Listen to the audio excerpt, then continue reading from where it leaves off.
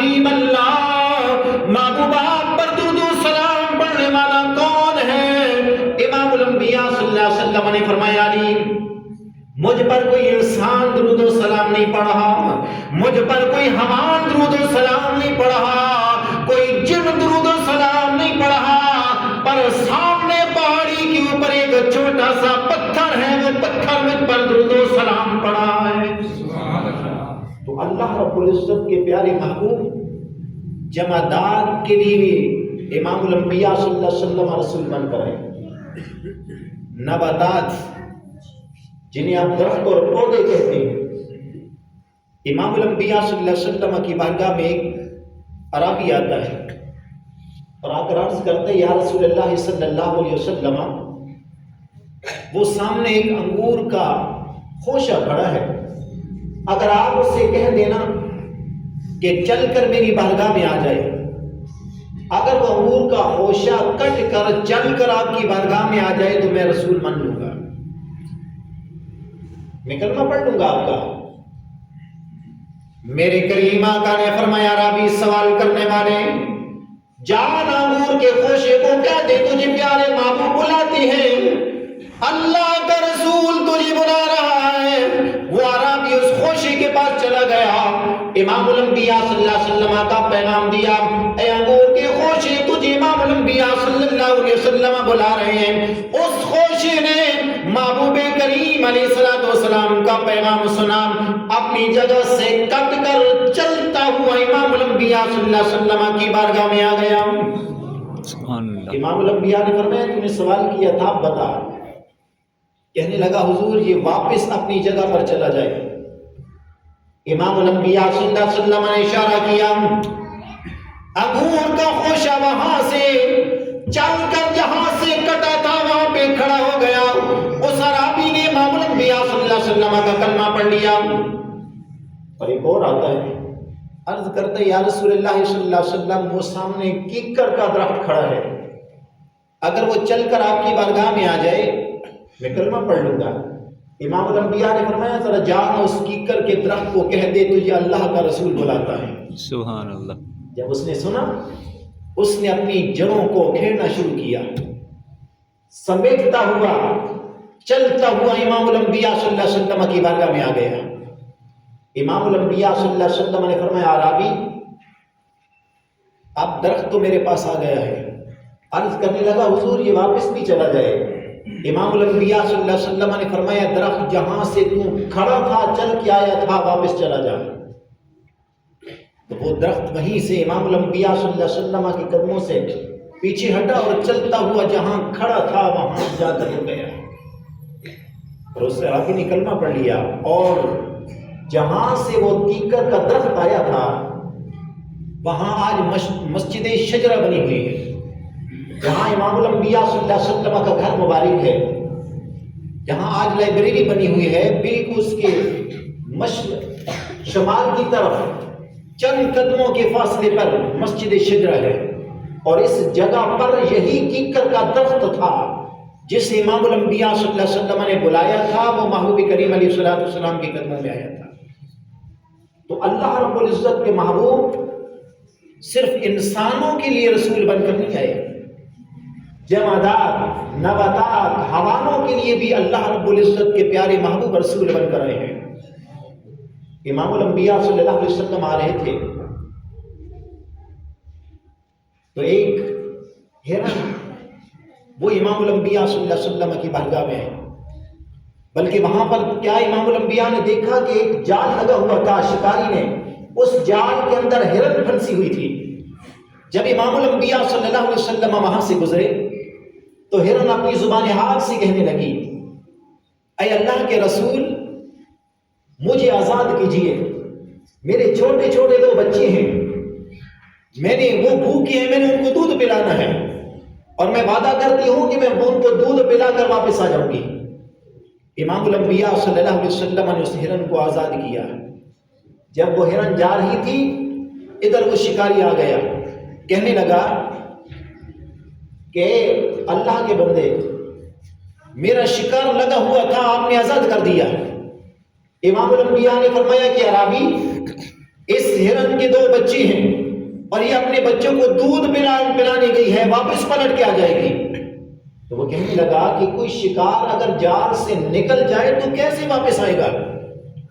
وہیں پہ امام الانبیاء صلی اللہ علیہ وسلم کھڑے تھے، اتنے میں ہرن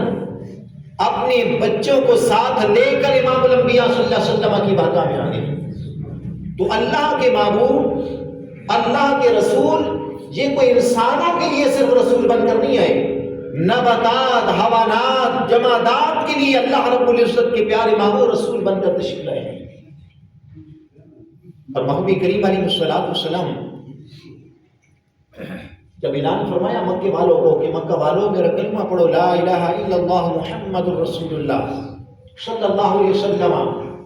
پڑھ لو گے دنیا و آخرت میں کامیاب ہو جائے گے۔ لیکن وہی لوگ جنہوں نے امام الانبیاء صلی اللہ علیہ وسلم کی 40 سال زندگی دیکھی ہوئی تھی، صادق و امین کہنے والے امام الانبیاء صلی اللہ علیہ وسلم کے مخالف بن گئے۔ اب مکہ کا وہی شہر جس شہر کے اندر امام الانبیاء صلی اللہ علیہ وسلم نے 40 سال زندگی گزاری تھی، محبوب کریم علیہ السلام کے راستے پر کانٹے بچھائے جاتے، پیارے محبوب کریم علیہ السلام کو تنگ کیا جاتا، جہاں جہاں امام الانبیاء جاتے تھے اپنے شرارتی بچوں کو پیچھے لگا دیا جاتا تھا۔ محبوب کریم علیہ السلام کو پتھر مارے جایا کرتے تھے، لیکن اللہ رب العزت کے پیارے محبوب نے کبھی نہیں کہا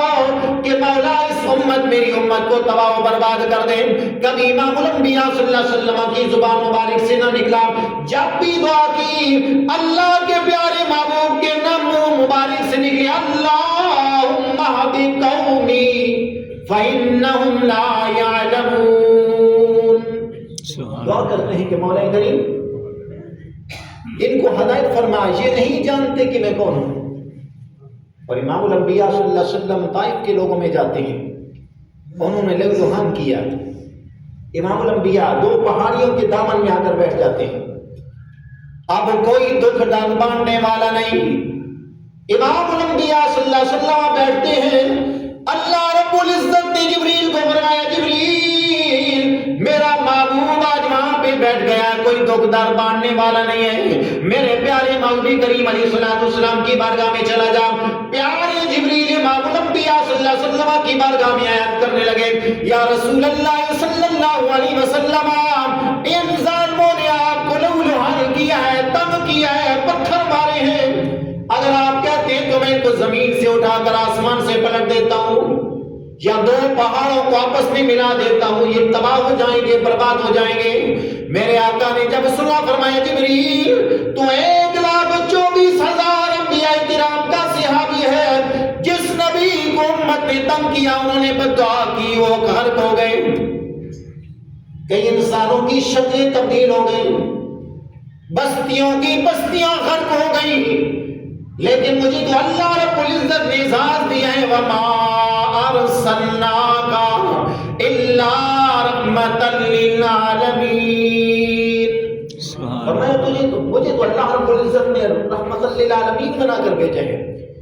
سارے جہانوں کے لیے رحمت بنا کر بھیجا ہے۔ اگر یہ نہیں مانتے تو نہ مانیں، ان کی اولادیں تو میرا کلمہ پڑھیں گی۔ وہ امام الانبیاء صلی اللہ علیہ وسلم جن کا جانی دشمن تھا ابو جہل،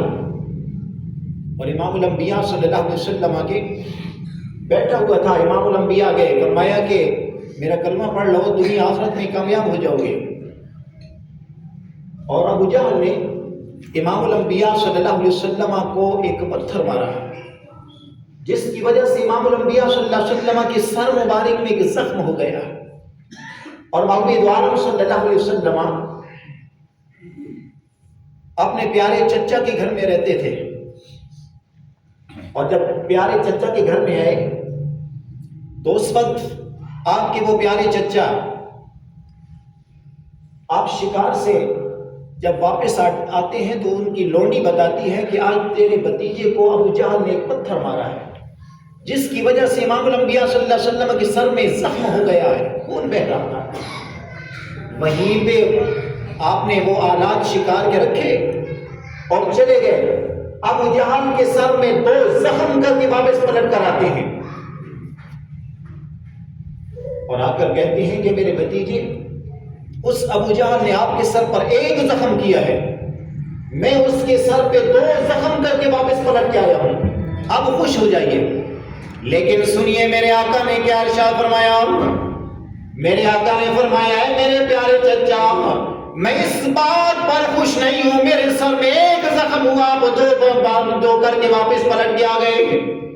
تو کہنے لگے حضور پھر کس طرح آپ خوش ہوں گے؟ فرمایا میرے چچا اگر میرا کلمہ پڑھ لیں میں خوش ہو جاؤں گا، دنیا آخرت میں کامیاب ہو جاؤ گے۔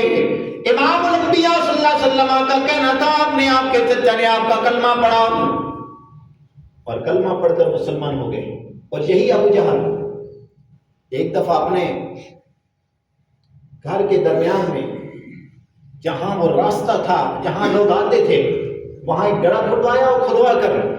کچا سا اوپر سے چھپر بنوایا، چھپر بنوا کر بیمار ہو کر چارپائی پر لیٹ گیا، اور اسے یقین تھا کہ جب امام الانبیاء میرے اس بیماری کا سنیں گے تو آئیں گے، اور جب آئیں گے یہاں پہ قدم رکھیں گے نیچے گر جائیں گے، اور جب اوپر نہیں آئیں گے تو ہم ان کا مذاق اڑائیں گے کہ یہ کیسا رسول ہے جسے یہ نہیں پتا ہے کہ یہاں پر جو کنواں میں نے بنا کر اوپر کچا چھپر ڈالا ہوا ہے یہ تو نیچے گر گیا۔ اب امام الانبیاء صلی اللہ علیہ وسلم نے سنا، آ رہے تھے، دروازے کے قریب پہنچے، جبریل آئے، عرض کرنے لگے حضور اس نے مکر بنایا ہوا ہے، یہ بیمار نہیں ہے۔ جب امام الانبیاء صلی اللہ علیہ وسلم واپس پلٹنے لگے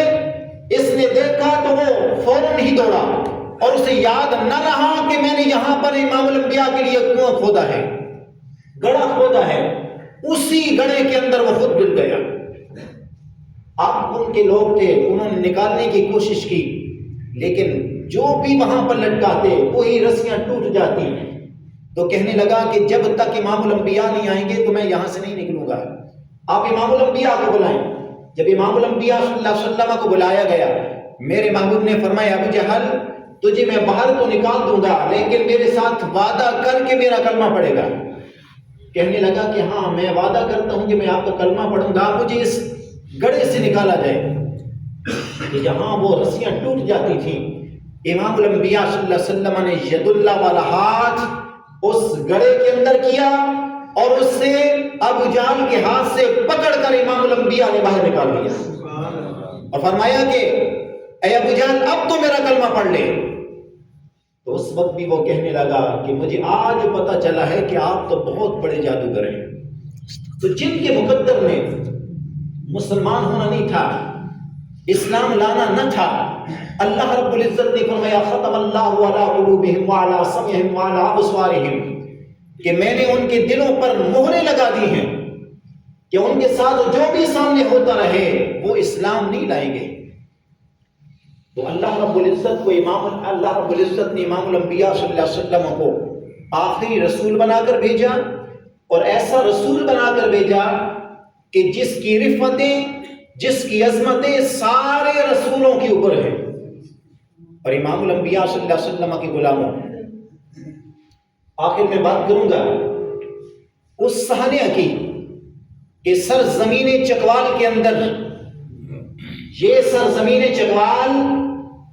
عاشقوں کی سرزمین ہے، یہاں پر امام الانبیاء صلی اللہ علیہ وسلم سے عشق رکھنے والے رہتے ہیں، اور جو بھی امام الانبیاء صلی اللہ علیہ وسلم کی شان میں گستاخی کا سوچتا ہے تو یہ باہر نکل کر اس کے گریبان کو ہاتھ لگا لیتے ہیں۔ اور میں یہ بات اس لیے کہہ رہا ہوں کہ 3 دن پہلے ایک ملعون جس کا نام ظہیر عباس تھا، اس نے امام الانبیاء صلی اللہ علیہ وسلم کے آپ کی رسالت میں جب امام الانبیاء آخری رسول ہیں اس نے جھوٹا نبوت کا دعویٰ کیا ہے۔ اور یہ شام کا واقعہ تھا۔ آج جب بھی تانے دیا کرتے ہیں نا لوگ، حقیر سمجھتے ہیں تو علماء کو سمجھا جاتا ہے، جب بھی کوئی پرائرٹی دی جاتی ہے تو وہ دنیا والوں کو دی جاتی ہے، لیکن جب تنقید کرنی ہوتی ہے تو ان کو نظر ہی علماء آتے ہیں۔ لیکن یہ یاد رکھیے کہ جب بھی کوئی امام الانبیاء صلی اللہ علیہ وسلم کی نبوت پر حملہ کرنے والا سامنے آیا تو اس کے گریبان کو پکڑنے والے سب سے پہلے علماء کرام تھے۔ آج بھی جب اس سرزمین چکوال کے اندر 3 دن پہلے جب اس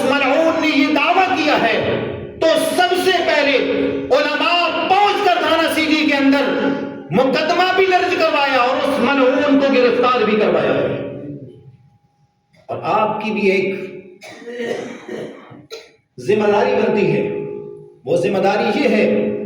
کہ ہم نے امام الانبیاء صلی اللہ علیہ وسلم کا کلمہ پڑھا ہے۔ جب بھی کوئی ملعون ایسی جسارت کرے جس میں امام الانبیاء صلی اللہ علیہ وسلم کی ناموس پر وہ حملہ کرے، خاتم النبیین کی ختم نبوت پر حملہ کرے، تو یہ ذمہ داری صرف علماء کی نہیں ہوتی، بلکہ ہر وہ مسلمان جس کے دل میں امام الانبیاء کا عشق موجود ہو، اس کی ذمہ داری بنتی ہے کہ وہ قانونی طور پر بھی اور حکومتی سطح پر بھی، اگر کوئی حکومت میں تو اس کی سطح پر بھی اس کی ذمہ داری بنتی ہے کہ وہ قانوناً اپنی ذمہ داری کو پوری کرے۔ اور ہم انشاءاللہ تبارک و تعالی دعا کرتے ہیں کہ علماء کرام نے بڑی اچھی ذمہ داری کا مظاہرہ کیا، نہ قانون ہاتھ میں لیا بلکہ قانون کے حوالے کر کے اس کے اوپر 295 کا پرچہ بھی درج کروا دیا ہے۔ اور 295 وہ ہے کہ جس نے خاتم النبیین کے لفظ پر اگر نبی ہونے کا جھوٹا دعویٰ کرے تو اس کی صرف قید کی سزا نہیں ہے بلکہ اس کی پھانسی کی سزا ہے۔ اور بڑے افسوس سے کہا جاتا ہے کہ ہم ریاست پاکستان کے اندر جب یہ قانون موجود ہے، اگر پہلے ان ظالموں کو رہا نہ کیا جاتا، آسیہ ملونہ کو پھانسی دی جاتی، تو کوئی جسارت نہ کرتا چھوٹا نبی ہونا کا، جھوٹا نبی ہونے کا وہ دعویٰ نہ کرتا۔ لیکن افسوس سے کہنا پڑتا ہے قانون ہمارے موجود ہیں، لیکن انصاف کرنے والے، حکومت میں رہنے والے اس پر عمل نہیں کرتے۔ ایک بات کہہ کر اپنی گفتگو ختم کرنا چاہتا ہوں کہ یہ ساری زندگی، یہ ساری عمر آپ نے یہاں پہ نہیں رہنا، اس زندگی کا کیا پتا کس موڑ پہ ختم ہو جائے، لیکن تم جو امام الانبیاء صلی اللہ علیہ وسلم کی ختم نبوت پر جھوٹا جو نبی ہونے کا کوئی دعویٰ کرتا ہے، اگر اسے فرار کرنے میں کسی نے ہاتھ بٹایا، کسی نے اسے سہولت دینے میں ہاتھ بٹایا، تو کل قیامت والے دن امام الانبیاء صلی اللہ علیہ وسلم کی بارگاہ میں کس طرح منہ دکھاؤ گے؟ ضرورت اس بات کی ہے کہ جب بھی علماء آپ کو پکاریں، جب بھی آپ کی ضرورت پڑے تو یہ نہ سوچیں کہ میرے پاس پیسے موجود نہیں ہیں، میرے بلادری کا مسئلہ ہے، میرے محلے کا مسئلہ ہے، وہاں پر حکومتی شخصیت کے ساتھ میرے جو ہے وہ اتنے زیادہ تعلقات موجود ہیں، یہ نہ دیکھنا بلکہ سب کچھ ناموس رسالت پر قربان کر دینا۔ اور آج کل جو دن گزرا ہے، یہ غازی علم الدین شہید جو تھے ان کا شہادت کا دن تھا۔ اور غازی علم الدین شہید وہ تھے جنہیں قبر کے اندر رکھنے والے عام بندہ نہ تھا، وہ عاشق رسول جو کہتا ہے کہ محمد سے وفا تو نے تو ہم تیرے ہیں، یہ جہاں چیز ہے کیا لوح قلم تیرے ہیں۔ علامہ محمد اقبال تھے، آپ فرماتے ہیں کہ جب میں نے وہاں پہ رکھا، اپنے ہاتھوں سے رکھا، اپنے ہاتھوں سے کفن کے بندوں کو ڈھیلا کیا، اور جب میں نے ڈھیلا کیا تو میں نے ان کے چہرے کو دیکھا، وہ چہرے سے مسکرا رہے تھے اور ان کا نور ان کے چہرے پر جو برس رہا تھا، یا میں جانتا ہوں یہ میرا رب جانتا ہے۔ تو وہ عاشق رسول تھے۔ ہمیں بھی اپنا حصہ بڑھانا چاہیے۔ اللہ رب العزت کی بارگاہ کے اندر دعا کرتے ہیں کہ ایسے ملعون لوگ کہ جو جھوٹا نبی ہونے کا دعویٰ کرتے ہیں، اللہ رب العزت انہیں غرق بھی کرے، اور ہماری حکومت کو اللہ رب العزت یہ ہمت اور توفیق عطا فرمائے کہ جو قوانین بنے ہوئے ہیں یہ آپ لوگوں نے بنائے تھے، بڑوں نے بنائے تھے، کوئی ہم نے نہیں بنائے تھے، لیکن جو قوانین بنے ہوئے ہیں ان پہ تو عمل درآمد کیجئے نا۔ یہ کوئی آپ کی سیٹ کا مسئلہ تو نہیں ہے، یہ کوئی آپ کے جو ہے وہ پیسے کا مسئلہ تو نہیں ہے، آپ بھی مسلمان ہیں۔ اگر ایک مسلمان کی ریاست میں یہ ہوتا ہے کہ جس کا جی چاہے وہ نبوت کا دعویٰ کر دے اور آپ اس کی سہولت کاری کر کے اسے ملک سے باہر بھیج دے اور وہ دلانتا پھرے، تو آپ کی مسلمانیت کہاں گئی؟ آپ کی غیرت کہاں گئی؟ آپ نے مسلمان کا جو کلمہ پڑھ رکھا ہے، کیا اس کلمے کا حق ادا کرتے ہو؟ ہم یہ اب آپ کو پیغام دیتے ہیں، جب بھی کوئی باری آتی ہے تنقید کی، علماء یہ کر رہے ہیں، علماء یہ کر رہے ہیں، کیا غیر لاوارث علماء کو آپ نے سمجھ رکھا ہے؟ تو جب امام الانبیاء صلی اللہ علیہ وسلم کی ناموس کی باری آتی ہے تو کہاں اپنے گھروں میں چلے جاتے ہو؟ کہاں وہ سوراخوں میں چلے جاتے ہو؟ کیا تم مسلمان نہیں ہے؟ لہذا جب بھی باری آئے اپنی مسلمانیت ہونے کا حق ادا کریں۔ اللہ رب العزت ہمیں محبوب سے محبت رکھنے کی توفیق عنایت فرمائے، اور محبوب کے ساتھ جو چلنے والے ہیں ان سے محبت رکھنے کی توفیق عنایت فرمائے۔ وما علینا الا البلاغ۔